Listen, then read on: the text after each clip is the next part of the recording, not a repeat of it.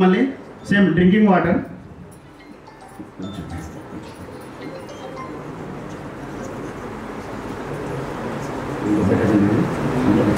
తర్వాత ఆ గ్లాస్లో బెటాడిన్ తీసుకుంటున్నాము.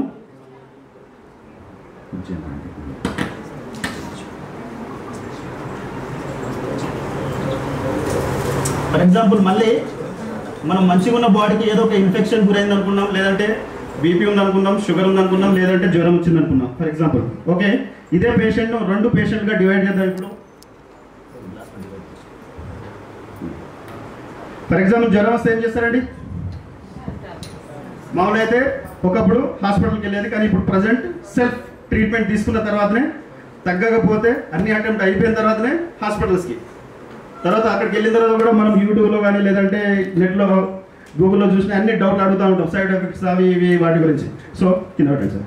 ఫర్ ఎగ్జాంపుల్ ఒక పేషెంట్, ఇప్పుడు నేను డాక్టర్నే కాబట్టి నేను ఒక పేషెంట్కి యాజ్ పర్ మై డ్యూటీ ప్రకారం ట్యాబ్లెట్ ఇస్తాను. ఇది విటమిన్ సి ట్యాబ్లెట్.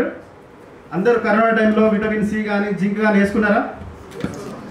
వేసుకున్నారుగా. ఎందుకనంటే యాంటీ ఆక్సిడెంట్స్ ఎక్కువ ఉంటాయి, ఇమ్యూనిటీ పవర్ పెంచుతాయి అని చెప్పేసి మామూలుగా సిమ్టమాటిక్ ట్రీట్మెంట్తో పాటు అడిషనల్గా వీటిని ఇస్తూ ఉంటారు. సో ఇప్పుడు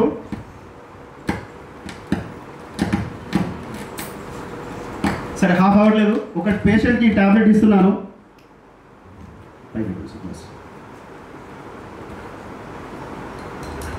టాబ్లెట్ వేసుకున్న తర్వాత ఏమైంది అంటే క్లీన్ అయిపోయింది, మళ్ళీ వాటర్ యాసిడ్స్ అయిపోయింది, కింద పెట్టేసి. ఇంకో పేషెంట్కి నేను డివా సీక్రెటే ఇస్తున్నాను.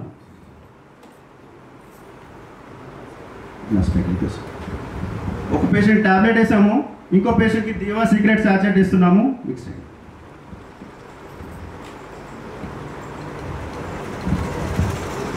See the result. ఆహారమే, ఇప్పుడు ఇది ఆహారమే కదా, ఆహారమే కదా సార్. ఇంతకుముందు ప్రజెంటేషన్లో ఏమన్నారు? ఆహారమే ఔషధం. ట్యాబ్లెట్ చేసిన పని ఆహారం కూడా చేస్తుంది. ఓకే, తర్వాత కాసేపటికి ఇది మళ్ళీ కలర్ వస్తుంది. ఎందుకు అని అంటే అందులో ఉండే కెమికల్స్ వల్ల మన బాడీకి సైడ్ ఎఫెక్ట్స్ అనేసి వస్తాయి. వాటి వల్లనే కిడ్నీలు డ్యామేజ్ అవ్వడం, లివర్ డ్యామేజ్ అవ్వడం.